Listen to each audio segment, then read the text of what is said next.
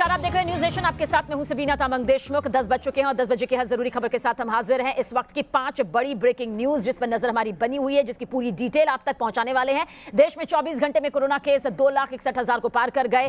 दिल्ली में 24 घंटे में आपको बता दें कि 24,375 नए मामले सामने आए, तो वहीं 167 जिंदगियां मौत में तब्दील हो गई। दिल्ली के हालात पर अरविंद केजरीवाल 12 बजे प्रेस कॉन्फ्रेंस करने वाले हैं। वहीं कुंभ से लौटने वालों के लिए दिल्ली, गुजरात में गाइडलाइंस जारी कर दी गई है। वाराणसी में कोरोना को लेकर पीएम मोदी की आज अहम बैठक होने वाली है। कल भी हाई लेवल मीटिंग हुई थी और आज भी ये अहम बैठक वाराणसी में होने वाली है। इस वक्त की 5 बड़ी ब्रेकिंग न्यूज आप तक पहुंचा रहे हैं। ये 10 बजे की वो 5 बड़ी खबरें हैं जिन पर लगातार हमारी नजर बनी हुई है। कोरोना ब्रेकिंग के जरिए हम आप तक पहुंचा रहे हैं आखिर वो तमाम अपडेट्स क्या हैं जो हालातों को इस वक्त बयां कर रहे हैं। रिकॉर्ड तोड़ मामले दर्ज किए जा रहे हैं। प्रशासन की तरफ से, सिस्टम की तरफ से, संबंधित विभाग की तरफ से एक तरफ कदम उठाए जा रहे हैं तो दूसरी तरफ आंकड़ों के बढ़ने का सिलसिला थमता हुआ नजर नहीं आ रहा। ये 5 तस्वीरें देखिए। शहर शहर कोरोना का कहर यहां पर बरपता नजर आ रहा है। दिल्ली के का जिक्र करें, मध्य प्रदेश की राजधानी भोपाल की तस्वीर आपके सामने, लखनऊ की तस्वीर, चंडीगढ़ की ये तस्वीर आपके सामने है। कहीं टेस्टिंग तेजी से हो रही है, कहीं ऑक्सीजन की कमी आ रही है, कहीं बेड नहीं मिल रहे हैं, तो कहीं नए ऑक्सीजन प्लांट भी लगाए जा रहे हैं। ये तमाम तस्वीरें हैं।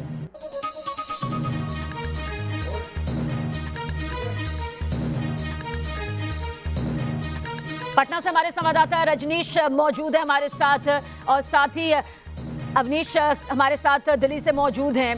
और ये तस्वीर देखिए क्या कुछ सामने आ रही है। अब दोनों की तरफ यहाँ पर रुख करेंगे। रजनीश, अवनीश आपकी तरफ आएंगे, लेकिन उससे पहले आपको बता दें कि दिल्ली में कोरोना का कहर किस तरह से जारी है, वो आंकड़े आप तक पहुंचा रहे हैं। पिछले 24 घंटे के सभी रिकॉर्ड यहाँ पर टूट चुके हैं। दिल्ली में 24 घंटे में 24,375 नए केस सामने आए हैं। सोचिए कितना बड़ा आंकड़ा कोरोना मरीजों का यहाँ पर सामने आया है। 24 घंटे में 167 लोगों की मौत हो गई, 167 जिंदगियों ने दम तोड़ दिया। तो वहीं दिल्ली में पॉजिटिविटी रेट का जिक्र कर लेते हैं, 24.56% हो चुका है। दिल्ली में फुल एक्टिव मरीजों की तादाद 69,799 है। देखिए 3 तस्वीर है देश की राजधानी दिल्ली, जहां पर 100 से भी कम में आंकड़े आकर सिमट गए थे। एक बेहतर तस्वीर नजर आ रही थी। एक बाढ़ से यहां पर कोरोना मरीजों की देखिए किस तरह से यहां पर सामने आ चुकी है। 24,000 से ज्यादा ये केस देश की राजधानी दिल्ली से। दिल्ली के हालात क्या कुछ है लगातार आप तक पहुंचा रहे हैं। आइए दिखाते हैं कि कैसे लोग इलाज के लिए यहां दर दर भटकने को मजबूर है। देखिए न्यूज नेशन संवाददाता अवनीश चौधरी की ये स्पेशल रिपोर्ट। हर बीतते दिन के साथ कोरोना से हालात बद से बदतर होते जा रहे हैं। इस समय हम राजधानी के LNJP हॉस्पिटल के बाहर हैं, जहां के जो आप विजुअल देखेंगे तो आप अपने आप में समझ जाएंगे किस कदर कितने गंभीर हालात हो चुके हैं। ये जो लोगों की भीड़ नज़र आ रही है, इनके पेशेंट अंदर हैं, कुछ डेड बॉडी के लिए लोग यहाँ आए हुए हैं। हालात इस कदर भयावह हैं कि हम आपको बताएं कि जब शनिवार को शाम को जब आंकड़ा आता है तो मौतों की संख्या एक दिन में होने वाली मौतें 167 को पार कर चुकी हैं। उससे पहले 141 मौतें हुई थी। तो ये हालात हैं राजधानी के। 24,000 नए केस सामने आए शनिवार को ही, यानी कि हर एक घंटे में 1,000 पेशेंट सामने आ रहा है। और इस तरीके से अगर 1,000 पेशेंट सामने आ रहा है प्रति घंटे, 24,000 केस शनिवार को सामने आए, 167 मौतें हुई, तो आप इससे अंदाज़ा लगा सकते हैं दिल्ली में हालात किस कदर खौफनाक हैं। और जब हम LNJP हॉस्पिटल आए हैं तो हमें पता चला है यहाँ रात भर एम्बुलेंस की कतारें लगी रहीं। करीब 100 के करीब के एम्बुलेंस यहाँ पे अलग अलग रास्तों पे कतार में खड़ी थी, जिन्हें अंदर हॉस्पिटल में एडमिशन नहीं मिल रहा था, अस्पताल में बेड नहीं है, लोग बाहर रो बिलख रहे हैं, सिसक रहे हैं, ना इलाज मिल रहा है। और ये बात है कोविड पेशेंट की, लेकिन जो अन्य बीमारियों या हार्ट अटैक या जो इमरजेंसी में आने वाले पेशेंट हैं, उनको भी इस वजह से इलाज नहीं मिल पा रहा है। एक बुजुर्ग माताजी यहाँ पर बैठी हैं, इनके बेटे को हार्ट अटैक आया लेकिन उसको इलाज नहीं मिल पा रहा है। इनसे ही बात करते हैं। अम्मा, आपके बेटे को क्या दिक्कत हुई? शॉल लगा लीजिए मास्क की तरफ जी। हार्ट अटैक हुआ था पहले। तो हार्ट अटैक हुआ तो क्या इलाज मिल पाया? कब आप हॉस्पिटल आए? 1 हफ्ता हो गया। 1 हफ्ता अंदर इलाज मिल रहा है हॉस्पिटल में? कुछ नहीं, कुछ नहीं। कैसी कंडीशन है, कैसी तबीयत है आपकी? आखिरी स्टेज पे आ गया आखिरी स्टेज जी। आप जितने लोगों को सुनेंगे उनके दर्द आपकी आंखों में आंसू ला सकते हैं। लोग बेबस हैं, लाचार हैं, रास्तों पर बैठे हुए हैं। जो कोविड पेशेंट हैं उनके अटेंडेंट अलग परेशान हैं। जो अन्य बीमारियों की वजह से इमरजेंसी में यहाँ पर आए हैं उनको इलाज नहीं मिल रहा है। बाबूजी, कैसे रात भर की कंडीशन आपने देखी? आप एम्बुलेंस सर्विस में कब से सेवा में हैं? मेरे को यहाँ सर हो गए 15-16 साल हो गए। और रात आप कब से? रात को मैं 11-12 बजे, रोड बिल्कुल ब्लॉक था, दोनों तरफ से गाड़ियाँ थी, राइट और लेफ्ट दोनों तरफ से। एक गाड़ी इधर से घुसती तो एक गाड़ी इधर से घुसती गाड़ी रहा। मतलब एम्बुलेंस? एम्बुलेंस। तो पेशेंट बहुत थे रात। और कारण क्या था इतनी बड़ी लाइनें लगने का? सर पेशेंट का कारण क्या है, आईसीयू बेड फुल हो चुके हैं इस हॉस्पिटल के अंदर। वो सरकारी प्राइवेट सब में ही फुल है। अब ये जैसे अभी कैट्स लेकर आइए, ये भी अंदर उतरेगा नहीं पेशेंट, ये भी बाहर निकल जाएगा थोड़ी देर बाद। अच्छा। क्यों अंदर जगह है नहीं, स्टाफ इनके पास अभी पूरे अवेलेबल है नहीं इनके पास। मेरे ख्याल दिल्ली में इससे बड़ा हॉस्पिटल एक राजीव गांधी हुआ, एलएनजेपी, यही प्रमुख अस्पताल हैं। जब इनमें ही जगह नहीं मिलेगी तो पेशेंट कहाँ जाएगा? अब ये तो मतलब वाकई स्थिति बहुत ये गंभीर है। बहुत ज़्यादा गंभीर है सर इनकी। जी, और डेड बॉडी भी बड़ी संख्या में यहाँ से निकल रही है। जी जी, बहुत ज़्यादा निकल रही है। जी, शुक्रिया उनकी बात करने के लिए। ये बब्बू हैं, एम्बुलेंस सर्विस देते हैं और रात भर से यहाँ पर ये डटे हुए हैं और इन्होंने ही बताया कि कैसे यहाँ दोनों तरफ की रोड एम्बुलेंस की वजह से ब्लॉक हो गई थी। पेशेंट अंदर भेजे जाते थे लेकिन जगह नहीं मिलने की वजह से उनको यहाँ से भेज दिया जाता था। इस कदर ये सिचुएशन में आप अंदाज़ा लगा सकते हैं जिसके ऊपर बीत रही है, जिसका पेशेंट कोविड की चपेट में है या इस समय जो अन्य बीमारियों या किसी आघात से पीड़ित है जिसको तत्काल इलाज की ज़रूरत है, वो किस कंडीशन में सरकारी अस्पतालों के भरोसे इलाज करवाए, जबकि इस समय प्राइवेट अस्पतालों में भी जगह नहीं मिल रही है। तो ये हालात दिल्ली के हैं। और अगर हम देश की बात करें तो देश के अंदर एक दिन में 2.5 लाख कोविड पेशेंट सामने आए हैं, मौतें 1500 से अधिक हैं। इन सब के बीच में जो राजधानी का आंकड़ा है वो तो और हैरान करने वाला है, डराने वाला है कि प्रति घंटे 1000 पेशेंट सामने आ रहे हैं। ये स्थिति तब है जब RT-PCR की रिपोर्ट लोगों की पेंडिंग है, 5-5 दिन तक लोगों को रिपोर्ट नहीं मिल रही है। ऐसे में अगर प्रॉपर तरीके से रिपोर्ट आने लगे, समय पे आने लगे, तो आप अंदाज़ा लगा सकते हैं कि एक दिन का जो इन्फेक्शन रेट है वो कितना ज़्यादा है, एक दिन में कितने पेशेंट सामने आ सकते हैं। ये वो तमाम हालात हैं जो दिल्ली और देश के हाल बता रहे हैं। वीडियो जर्नलिस्ट राकेश रावत के साथ अवनीश चौधरी, न्यूज़ नेशन दिल्ली। तो चप्पे चप्पे से आप तक जानकारी ग्राउंड जीरो पर पहुंचकर हमारे संवाददाता पहुंचा रहे हैं। हर खतरे को पार करते हुए वो वहां मौजूद हैं ताकि आप तक पूरी तस्वीर पहुंचा सके। रजनीश सिन्हा पटना से हमारे साथ में मौजूद है, अवनीश चौधरी हमारे साथ दिल्ली से मौजूद है, मुंबई से ज्योत्सना हमारी सहयोगी इस वक्त हमारे साथ मौजूद है। लेकिन दिल्ली की एयरपोर्ट हमने यहाँ पर देखी और देश की राजधानी दिल्ली से शुरुआत यहाँ पर करेंगे। अवनीश, आंकड़े लगातार बढ़ रहे हैं, नाइट कर्फ्यू के बाद वीकेंड कर्फ्यू आ गया और तमाम जो कोशिशें हैं वो लगातार जारी है। बावजूद इसके 24,000 का ये बड़ा आंकड़ा देखिए किस तरह से सामने आ रहा है।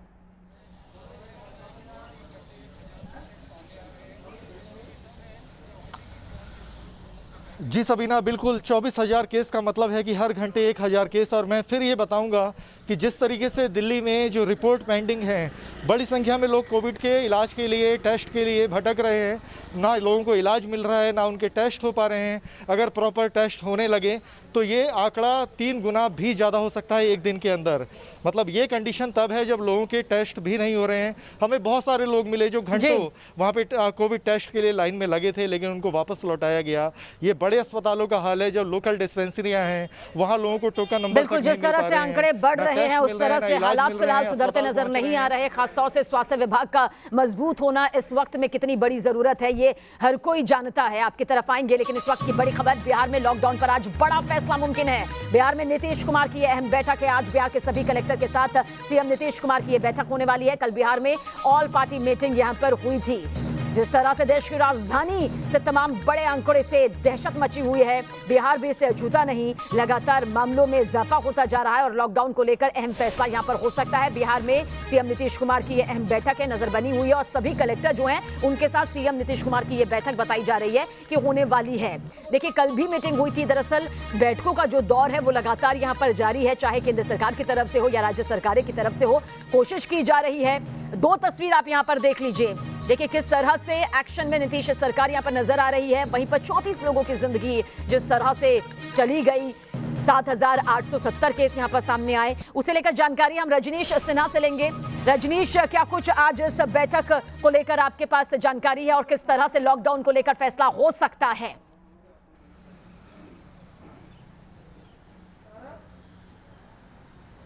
देखिए सबीना, कल राज्यपाल की अध्यक्षता में एक बैठक हुई थी जिसमें सर्वदलीय बैठक थी। तमाम दलों के नेता मौजूद थे। सभी ने अपने अपने तरीके से सुझाव दिए हैं। तेजस्वी यादव ने अपने तरफ से 30 सुझाव दिए हैं। लॉकडाउन को लेकर सभी के अलग अलग मंतव्य थे। नीतीश कुमार ने कहा कि हमने सबकी बातें सुनी हैं और आज बिहार के तमाम जिला अधिकारी के साथ नीतीश कुमार बैठक करेंगे। तमाम पदाधिकारी मौजूद होंगे, उच्च अधिकारी मौजूद होंगे। और उनके साथ चर्चा होगी, समीक्षा होगी कि बिहार की स्थिति क्या है। हर दिन अमूमन बिहार भर में 7,500 से 8,000 केसेज आ रहे हैं और वो भी तब जब टेस्टिंग पूरी तरह से नहीं हो पा रही है, टेस्टिंग रिपोर्ट में डिले हो रहा है, तब इतने ज़्यादा मामले आ रहे हैं। सबीना, तो आज की बैठक बहुत महत्वपूर्ण है। नीतीश कुमार ने साफ कर दिया है कि आज दोपहर बाद वो निर्णय लेंगे कि बिहार में आने वाले दिनों में किस तरीके से कोरोना संक्रमण को रोकने के लिए राज्य सरकार कदम उठाएगी। लॉकडाउन होगा या नहीं होगा, आंशिक रूप से लॉकडाउन होगा या पूर्ण लॉकडाउन होगा, सरकार इन तमाम बातों की समीक्षा कर रही है। कल उन्होंने सभी दलों के मुख्य नेताओं के साथ और प्रदेश अध्यक्ष के साथ बात करके ये तय कर लिया है कि उनकी क्या सोच है, वो कैसे सोचते हैं कि बिहार में आगे आने वाले वक्त में लोगों को सुरक्षा दी जानी चाहिए। और अब आज जो बैठक है वो बहुत ही महत्वपूर्ण बैठक है। नीतीश कुमार वीडियो कॉन्फ्रेंसिंग के जरिए हर जिले के जिलाधिकारी से बात करेंगे, मुख्य सचिव होंगे, गृह सचिव होंगे, स्वास्थ्य सचिव होंगे, स्वास्थ्य मंत्री होंगे, तमाम लोग मौजूद होंगे और इस बैठक के बाद एक निर्णय होगा। क्योंकि देखिए, बिहार में एक परेशानी सबसे बड़ी ये है सबीना कि यहाँ ऑक्सीजन की कमी देखी जा रही है। कल जो पटना का एनएमसीएच अस्पताल है, उसके अधीक्षक ने रेजिग्नेशन ऑफर कर दिया है स्वास्थ्य सचिव को, क्योंकि हॉस्पिटल में ऑक्सीजन बिल्कुल नहीं है। ये हालात जो हैं वो बद से बदतर होते जा रहे हैं और इन्हीं हालातों पर काबू पाना इस वक्त की सबसे बड़ी जरूरत दिखाई देती है। यही वक्त की सबसे बड़ी जरूरत है कि संबंधित विभाग को और ज्यादा यहाँ पर मजबूत होना होगा। मुंबई की तरफ रुख करते हैं, ज्योत्सना हमारे साथ मौजूद है। मुंबई की तस्वीर यहाँ पर किस तरह से ज्योत्सना आंकड़ों के जरिए सामने आ रही है और जिस तरह से मैंने लॉकडाउन की एक तस्वीर यहाँ पर ब्रेक दी चेन के तहत नजर आती है, क्या उस पर चलने की कोशिश मुंबई वासी कर रहे हैं? बिल्कुल भी नहीं, क्योंकि हमने दिखाया अपनी तस्वीरों में कई बार कि मुंबई में लगातार जो है वो धारा 144 का उल्लंघन होता हुआ नजर आ रहा है। आप यहाँ पर भी देख सकते हैं कैसे लोग जो है यहाँ पर 4 से 5 लोग एक जगह इकट्ठे नहीं हो सकते। यहाँ पर आप देख सकते हैं कि लोग जो है गप्पे मारने के लिए एक जगह पर इकट्ठे होते हैं, जबकि ये अलाउड नहीं है। पूरे मुंबई में, महाराष्ट्र में ऐसी कई तस्वीरें आपको दिखाई देंगी जहाँ पर जो इसेंशियल सर्विस है, अत्यावश्यक सेवा है, उसके अलावा भी दुकानें शुरू रहती है। और हम आपको बता दें, इस वक्त हम मुंबई के जोगेश्वरी स्थित हिंदू हृदय बाला साहेब ठाकरे ट्रॉमा केयर सेंटर के ये जो बीएमसी का अस्पताल है, यहाँ इसके सामने खड़े हैं, जहाँ से कल ही पेशेंट जो है जिनको ऑक्सीजन की कमी पाई गई थी उनको अभी दूसरी जगह उनको शिफ्ट कराया गया है। ऐसे 6 अस्पताल है मुंबई में जहाँ पर ऑक्सीजन की कमी की वजह से पिछले 24 घंटे में 168 पेशेंट को जो है वो दूसरी जगह शिफ्ट करना पड़ा। यानी कि लोग तो नियमों का उल्लंघन कर ही रहे हैं, साथ ही साथ प्रशासन के पास भी अभी स्वास्थ्य सुविधा जो है वो बिल्कुल भी कम है। जिस तरह से संख्या अगर बात करें, आंकड़ों की बात करें तो पूरे महाराष्ट्र में 67,000 से भी ज़्यादा कोरोना मरीज पाए गए हैं, लेकिन उतनी मौजूदा स्थिति में स्वास्थ्य सुविधा मौजूद नहीं है। इसकी वजह से मुंबई जैसे शहर, जहां हम कहते हैं कि किसी चीज़ की कमी नहीं होगी, पूरे महाराष्ट्र में, पूरे देश में सबसे ज़्यादा अगर स्वास्थ्य सुविधा सबसे अमीर महानगर पालिका कोई है तो वो मुंबई महानगर पालिका है। और मुंबई महानगर पालिका की स्थिति ऐसी है कि वहाँ पर ऑक्सीजन की कमी की वजह से मरीजों को बिल्कुल कहीं बेड्स की कमी है, कहीं ऑक्सीजन की कमी है, कहीं डॉक्टर्स की कमी सामने आती है, तो कहीं व्यवस्थाएं चरमराती हुई नजर आती है और बढ़ते आंकड़ों के बीच ये हालात जो हैं वो बेकाबू दिखाई देते हैं। लेकिन सावधान रहिए, सतर्क रहिए, क्योंकि हमारे तमाम संवाददाता इस वक्त ग्राउंड जीरो पर मौजूद है ताकि हर तस्वीर, हर आंकड़े आपके सामने रख सके। खुद अपनी जिंदगी का एक बड़ा खतरा हमारे संवाददाताओं के ऊपर भी है, लेकिन पूरी सावधानी बरतते हुए वो इस वक्त देखिए फील्ड में मौजूद है ताकि आप सावधान यहाँ पर हो सकें। आप सभी हमारे साथ बने रहिए, आगे बाकी संवाददाताओं से भी हम बातचीत करेंगे, आंकड़े उनके जरिए देश के सामने रखेंगे। एक छोटा सा ब्रेक, बहुत जल्द हाजिर होते हैं।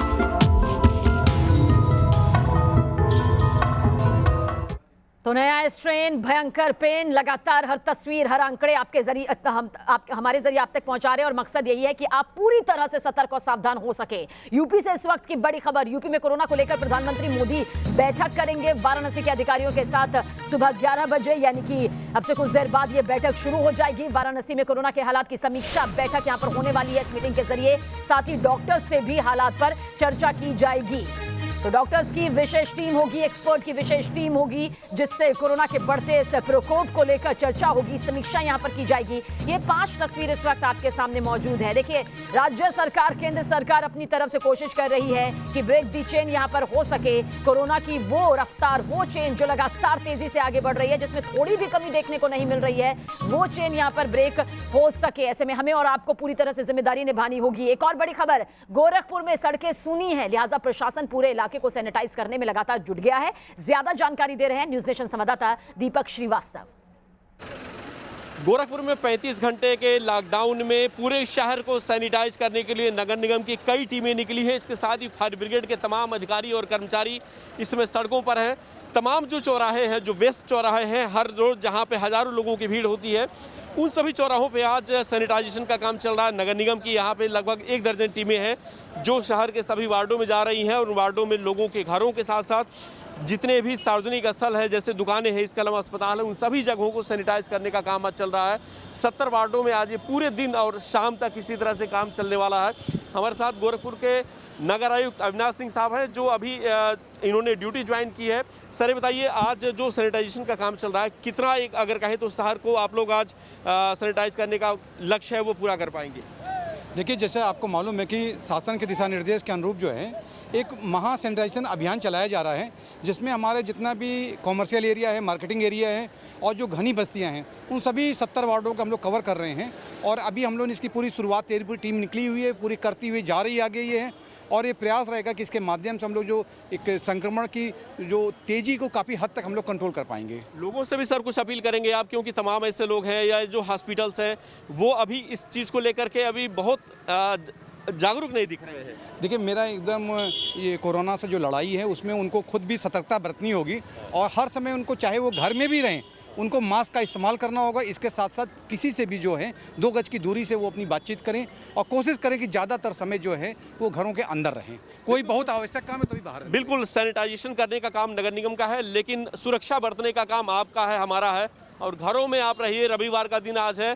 पूरी तरह से आज शहर को अगर कहें तो जितने भी 70 वार्ड हैं उनको अलग अलग सेक्टर में बांटा गया है और तमाम टीमें उस सेक्टर के हिसाब से काम कर रही हैं। नगर निगम की टीमों के साथ साथ फायर ब्रिगेड की टीमें पूरे शहर में आज सैनिटाइजेशन का काम कर रही हैं और कोशिश है कि आज शाम तक शहर के जितने 70 वार्ड है और इन 70 वार्डों में लोगों के घरों के साथ साथ उन सभी सार्वजनिक जगहों को सैनिटाइज किया जा सके जहाँ पर सीधे तौर पर लोगों का आना जाना होता है और संक्रमण की जो रफ्तार है उसको कम करने की कोशिश आज पूरे दिन इन 35 घंटों में अगर कहें जो 35 घंटे का लॉकडाउन है उसमें करने की कोशिश है गोरखपुर नगर निगम की। वीडियो जर्नलिस्ट प्रदीप के साथ दीपक श्रीवास्तव, न्यूज़ नेशन गोरखपुर। तो उत्तर प्रदेश के हालात आपके सामने हैं, लेकिन लखनऊ में क्या कुछ इस वक्त कोरोना को लेकर तस्वीर सामने आ रही है। हमारे साथ अनिल यादव मौजूद है। अनिल, क्या कुछ देखने को मिल रहा है लखनऊ की सड़कों से? क्या वो सन्नाटा नजर आ रहा है जिसकी उम्मीद की जा रही है? देखिए, 2 तस्वीरें दिखाएंगे। सबसे पहले लॉकडाउन की तस्वीर दिखाते हैं कि चौराहा जो लखनऊ का बहुत मशहूर चौराहा है 1090 यानी कि 1090 चौराहा, यहाँ पर तो सड़कें सूनी पड़ी हुई हैं, लोग नहीं दिखाई दे रहे हैं और रोज़ के ट्रैफिक के मुकाबले 2% ट्रैफिक दिख रहा है। 98% लोग अपने घरों में हैं। लेकिन दूसरी तरफ क्या है, सरकारी अमला लॉकडाउन नहीं है, उसने अपनी पूरी ताकत झोंक दी है और तस्वीर ऐसी है कि मालूम कोरोना पर चढ़ाई करनी हो, कोरोना के खिलाफ जंग लड़नी हो। नगर निगम की गाड़ियां आपको दिख रही होंगी लगातार, जहां तक आपकी निगाह जा रही होगी वहां तक नगर निगम की गाड़ियां दिख रही, नगर निगम के कर्मचारी दिख रहे हैं नीली पीपीई किट में, और वो आज लखनऊ के एक बड़े हिस्से को सैनिटाइज करने जा रहे हैं। कल उन्होंने आलमबाग, इंदिरा नगर, अलीगंज को सैनिटाइज किया था और इस वक्त हमारे साथ मौजूद हैं लखनऊ के मंडलायुक्त। सर, ये बताइए कि क्या कैसे चल रहा है लखनऊ में सैनिटाइजेशन का कार्यक्रम और कोरोना को रोकने के लिए क्या कुछ कर रहे हैं? आपकी ड्यूटी बहुत महत्वपूर्ण हो जाती है क्योंकि हमारे डीएम खुद पॉजिटिव हो गए, तो कमान जाहिर बात है आपके हाथ में। सर, ये कोरोना कंटेनमेंट के लिए जितनी भी बिल्कुल अनिल, ये बातचीत आगे जारी रखिएगा, आपके पास आगे भी रुक करेंगे, बाकी संवाददाताओं की तरफ भी जाएंगे समझने के लिए तस्वीर को, लेकिन एक छोटे से ब्रेक ले यहाँ पर रुक रहे हैं। आप सभी हमारे साथ बने रहें।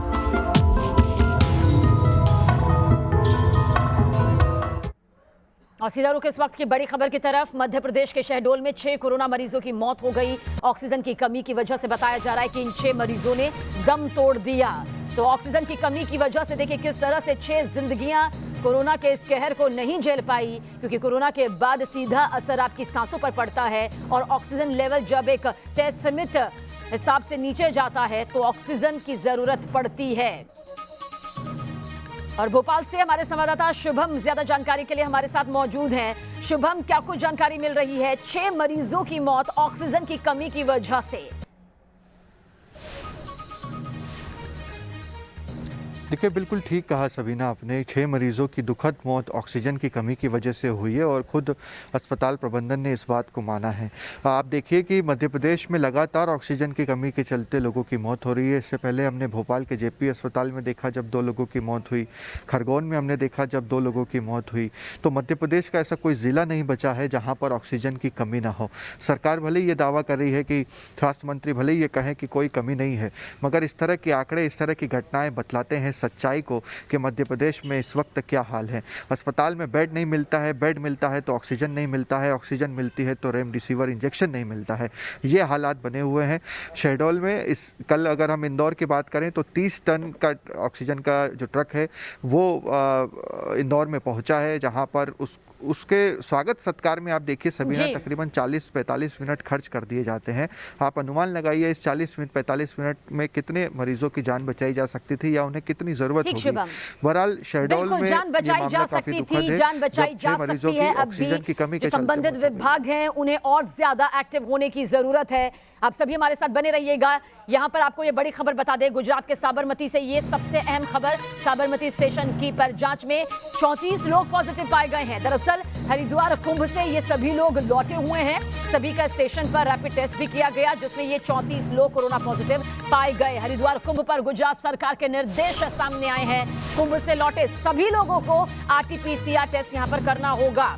कुंभ से लौटे लोगों को 14 दिन तक क्वारंटीन रहना होगा। सरकार ने सभी जिलाधिकारियों को इसके आदेश दे दिए हैं। सख्ती से इसका पालन यहां पर करना होगा। दरअसल कुंभ को लेकर जिस तरह से कोरोना विस्फोट की तस्वीर सामने आई, उसके बाद राज्य सरकारें एक्टिव मोड पर आ चुकी हैं। जो लोग कुंभ में गए, अब उसके लौटने के बाद में उन्हें अपना RT-PCR टेस्ट यहां पर करना होगा। पॉजिटिव आने पर सामान्य जिंदगी यहां पर जी सकते हैं, लेकिन अगर रिपोर्ट पॉजिटिव आती है तो जाहिर सी बात है उन्हें क्वारंटीन रहना होगा, उनका इलाज यहां पर किया जाएगा। रिपोर्ट का नेगेटिव यहां पर आना जरूरी है और अगर ऐसा नहीं होता तो फिर यहां पर सख्ती की जाएगी। अगर आप इससे बचने की या छिपने की कोशिश करेंगे, क्योंकि ऐसे भी कई मामले अब तक सामने आ चुके हैं, इसलिए अपनी जिम्मेदारी को समझते हुए टेस्ट जरूर करवाएं। और दिल्ली सरकार ने कुंभ से लौटने वाले लोगों के लिए निर्देश जारी किए हैं। आदेश के मुताबिक कुंभ से लौटे सभी लोगों को 14 दिन क्वारंटीन में रहना होगा। इसके साथ ही ऐसे लोगों से दिल्ली सरकार ने अपील भी की है कि वो अपनी जानकारी दिल्ली सरकार की वेबसाइट पर खुद से भी जरूर दें, जिससे जरूरी उपाय किए जा सके। ज्यादा जानकारी इस पर दे रहे हैं न्यूज नेशन संवाददाता अविनाश चौधरी। कुंभ के चलते जिस तरह की तस्वीरें सामने आ रही थी, उससे ये सवाल उठ रहे थे कि आखिर जिस तरीके से देश में कोरोना का संक्रमण, कोरोना की जो लहर है वो तेज होती जा रही है, उसमें इसके ऊपर रोक क्यों नहीं लगाई जा रही। ऐसे में PM मोदी ने जब प्रतीकात्मक कुंभ की बात करी और जो अखाड़े हैं उनसे अपील करी कि 2 स्नान हो चुके हैं, अब आप इसे प्रतीकात्मक तौर पर लें, तो उसके बाद दिल्ली सरकार ने भी जब यह आदेश जारी कर दिया है कि जो लोग भी हरिद्वार कुंभ गए हैं या जाएंगे, उनका 14 दिन से उनको अनिवार्य तौर पर होम क्वारंटीन किया जाएगा और अगर वह आदेश का उल्लंघन करते हैं तो उनको दिल्ली सरकार द्वारा तय किए गए क्वारंटाइन सेंटर्स में भेजा जाएगा। और इसके लिए जब बाकायदा DM लेवल पर जो है आदेश जारी कर दिए गए हैं, तो यह जानकारी मिल रही है कि जितने दिल्ली सरकार के DM हैं, डिप्टी मजिस्ट्रेट हैं, उनकी अगुवाई में एक स्पेशल टीम बनाई जा रही है जो इस तरह के डाटा का अध्ययन कर रही है और जो लोग इस जानकारी को छुपाने की कोशिश कर रहे हैं उनके बारे में जानकारी जुटाई जा रही है और उनके खिलाफ जो भी लीगल एक्शन है वह लिया जाएगा और उनको अनिवार्य तौर पर दिल्ली सरकार द्वारा तय किए गए होम क्वारंटाइन सेंटर्स में भेजा जाएगा। वीडियो जर्नलिस्ट राकेश रावत के साथ अवनीश चौधरी, न्यूज नेशन दिल्ली। और अविनाश चौधरी हमारे संवाददाता लगातार हमारे साथ बने हुए हैं। अविनाश, एक बार फिर से आपकी तरफ रुख करेंगे और चाहेंगे कि जल्द पूरी डिटेल आप यहां पर दिल्ली वासियों के लिए पहुंचाएं कि जो लोग कुंभ से लौट रहे हैं, जो लौट चुके हैं, उन्हें किन नियमों का पालन यहां पर करना होगा, वो भी सख्ती से।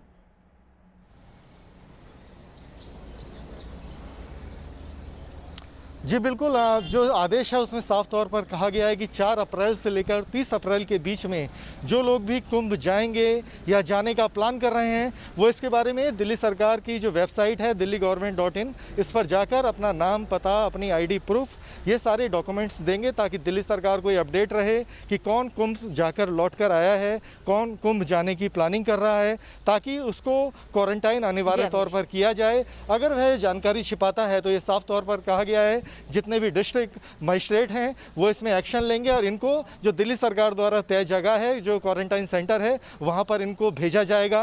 तो ये एक सख्त आदेश के तौर पर लिया जाना चाहिए कि अगर आप कुंभ जा रहे हैं तो अपनी सेफ्टी के लिए आपको खुद अलर्ट रहना होगा, नहीं तो सरकार आपकी वजह से दूसरों को खतरे में नहीं डालेगी। इस आदेश का सीधा सीधा मतलब यही है कि अगर आप कुंभ गए हैं या कुंभ से लौट कर आए हैं तो अपनी जानकारी ना छुपाएं, ताकि आपकी वजह से संक्रमण और आगे ना फैले, तो आप होम क्वारंटाइन हो जाएं। इस तरह का आदेश बिल्कुल अवनीश, और यहाँ पर जिम्मेदारी हर किसी को समझनी होगी, क्योंकि बहुत से ऐसे मामले पहले भी सामने आ चुके हैं जहां पर लोग अपनी जानकारी छिपाने की कोशिश करते हैं। अगर ऐसी कोशिश आपके मन में भी आ रही है तो ऐसी कोशिश ना करें। ये आपके लिए, आपके अपनों के लिए, पूरे समाज के लिए कितना बड़ा खतरा साबित हो सकते हैं, उसकी मिसाल हम पहले ही देख चुके हैं और ऐसी तस्वीर सामने नहीं आनी चाहिए। एक और बड़ी खबर आप तक पहुंचा दें, जम्मू कश्मीर में 24 घंटे में 1145 नए केस सामने आए हैं और इसी पर ज्यादा जानकारी के लिए हमारे संवाददाता शहनवाज हमारे साथ में मौजूद है। शहनवाज, क्या कुछ जानकारी मिल रही है जम्मू कश्मीर घाटी में किस तरह से कोरोना की वजह से अमन चैन जा रहा है?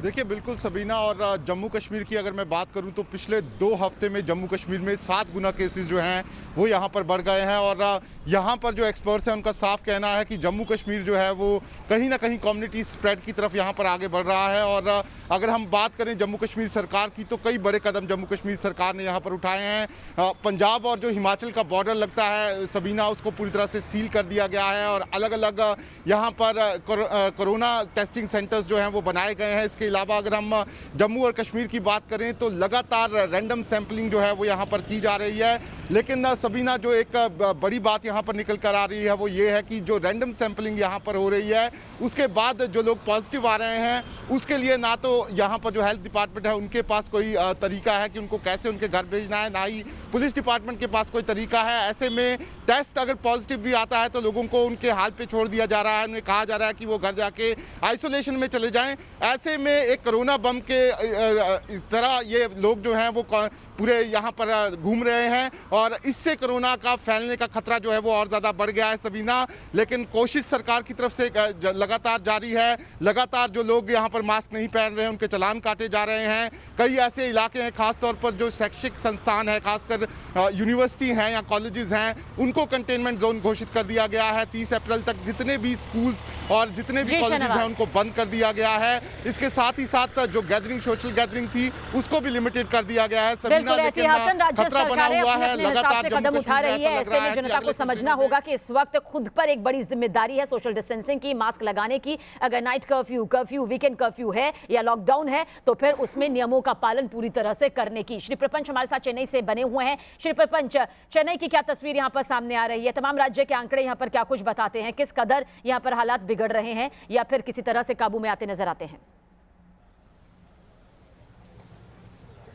तमिलनाडु में 9,344 कोविड-19 केसेस हैं। इसमें से 39 लोगों की मृत्यु हो गई है कोविड-19 के कारण। अगर देखा जाए तो तमिलनाडु की स्थिति हम बता दें कि बहुत ही बद से बदतर होती जा रही है दिन ब दिन। अगर देखा जाए तो यहाँ पे पिछले 24 घंटे की अगर बात की जाए तो 9,000 से ज़्यादा केसेस आज दर्ज हुए हैं। साथ ही साथ हम बता दें कि यहाँ पे अगर देखा जाए कि लोग, अगर कहा जा सकता है कि अभी भी सावधानी नहीं बरत रहे हैं। आप देख सकते हैं कि कई सारे लोग मास्क के बिना भी यहाँ पे घूमते नजर आ रहे हैं। साथ ही साथ अगर देखा जाए तो अभी तमिलनाडु प्रशासन से पूछा गया था कि वैक्सीनेशन की स्थिति क्या है।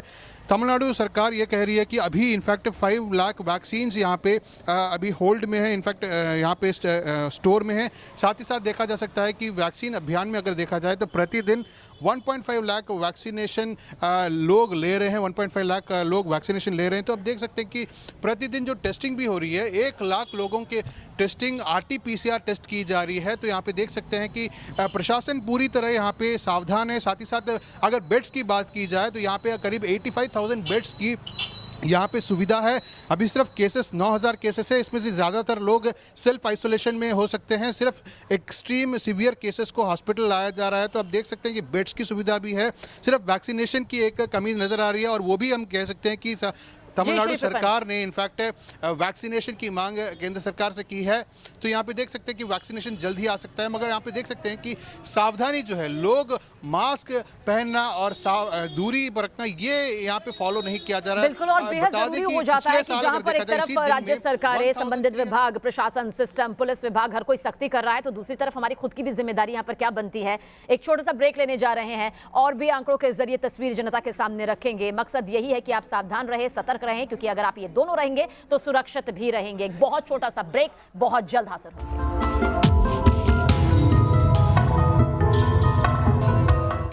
और सीधा रुख इस वक्त की बड़ी खबर की तरफ करेंगे। कोरोना के चलते जी-मेन परीक्षा जो है टाल दी गई है। आपको बता दें कि अप्रैल में ये परीक्षा यहाँ पर होनी थी। परीक्षा की तारीख का ऐलान यहाँ पर किया गया था, लेकिन बाद में अब ये ऐलान यहाँ पर होगी 27 से 30 अप्रैल तक के बीच जी की ये परीक्षा यहाँ पर होनी थी, जिसे टाल दिया गया है। अब परीक्षा की जो तारीख है वो टाली गई है। आगे इसकी तारीख जब तय की जाएगी तब इसका ऐलान किया जाएगा। और अब बात करने जा रहे हैं हम महाराष्ट्र की। महाराष्ट्र में 24 घंटे में कोरोना के 67,123 नए केस सामने आए हैं। महाराष्ट्र में 24 घंटे में आपको बता दें कि 419 लोगों की मौत हो गई। मुंबई का जिक्र कर लेते हैं। महज 24 घंटे में 8,811 नए मामले सामने आए, तो वहीं 24 घंटे में 51 मरीजों की मौत हो गई। पुणे में 24 घंटे में 12,825 नए मामले सामने आए। पुणे में 24 घंटे में 30 मरीजों ने दम तोड़ दिया। देखिए किस तरह से हालात यहाँ पर बने हुए हैं। देश भर से आंकड़े लगातार सामने आ रहे हैं, लेकिन महाराष्ट्र इस फहरिस्त में पहले नंबर पर पहुंच चुका है।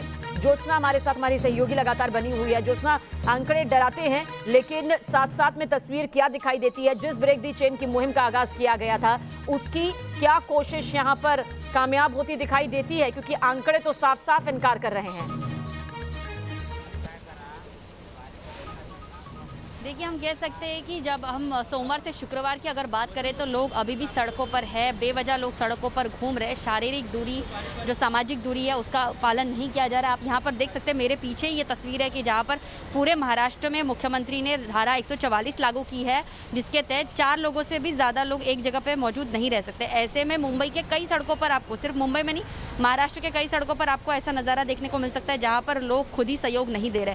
दूसरी तरफ ये है कि मुंबई, पुणे, नासिक और नागपुर, यहाँ पर लगातार आंकड़े बढ़ते जा रहे हैं। अगर सिर्फ हम इसकी बात करें, कोरोना संक्रमण को रोकने के लिए प्रशासन की तरफ से जो नियम बनाए गए हैं उसका लोग उल्लंघन तो कर ही रहे हैं, लेकिन जो खासतौर पर मार्केट में दिखाई देता है, जो इसेंशियल सर्विस बताई गई है, उसमें भी कई सारी दुकानें शुरू रहती है। अब ऐसे में प्रशासन हो या राज्य सरकार हो, लगातार ये चाहती है कि लोग भी उसे सहयोग करें ताकि बेकाबू होते कोरोना को हम रोक पाए। बिल्कुल, लगातार अपील की जा रही है। ब्रेक दी चेन मुहिम का जो आगाज किया गया है, जो मिनी लॉकडाउन यहाँ पर लगाया गया है, जितना ज्यादा हिस्सेदारी जनता की सामने आएगी उतना ज्यादा जो है कोरोना का प्रभाव कम होगा, ये हर कोई जानता है। लेकिन अफसोसनाक तस्वीर ये सामने आती है कि लापरवाही के चलते आंकड़े बढ़ रहे हैं। भोपाल की तरफ रुख करते हैं। शुभम हमारे संवाददाता हमारे साथ बने हुए हैं। शुभम, ऑक्सीजन की वजह से मरीजों की मौत अपने आप में बेहद दुखद है, उन परिजनों के लिए भी, और सिस्टम पर एक बड़ा सवाल भी है। लेकिन क्या इसे लेकर सख्ती नजर आती है प्रशासन की तरफ से?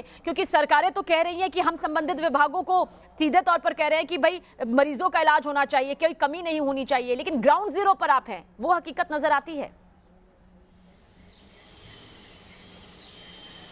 देखिए सबीना, जब हम मुख्यमंत्री की बात करते हैं, मंत्रियों की बात करते हैं, जो लगातार वीडियो कॉन्फ्रेंसिंग करते हैं, बैठक करते हैं और उसके बाद कहते हैं कि स्थिति सामान्य है, स्थिति ठीक नहीं है, स्थिति ठीक है, किसी तरह की कोई कमी नहीं है, मगर जब ग्राउंड पर जाते हैं, अस्पतालों में जाते हैं, तो वहाँ पर सच्चाई निकल कर आती है कि मरीज़ खासे परेशान हैं, उनके परिजन परेशान हो रहे हैं, ऑक्सीजन की खासी कमी है। अगर सरकारी अस्पतालों में आप देखें तो बेड्स उपलब्ध नहीं है। किसी की रिपोर्ट पॉजिटिव आती है तो 3-4 दिन तो उन्हें बेड ढूंढने में लग जाते हैं, अस्पताल में कहाँ पर मिले। निजी अस्पतालों की आप बात करेंगे तो वहाँ पर किस तरह से चार्जेस लिए जा रहे हैं, पैसा लिया जा रहा है। दूसरी तरफ आप शेडोल में आज ही देख रहे हैं कि 6 मरीजों की जो है वो मौत हो चुकी है। तो स्थिति मध्य प्रदेश में काफ़ी भयावह है।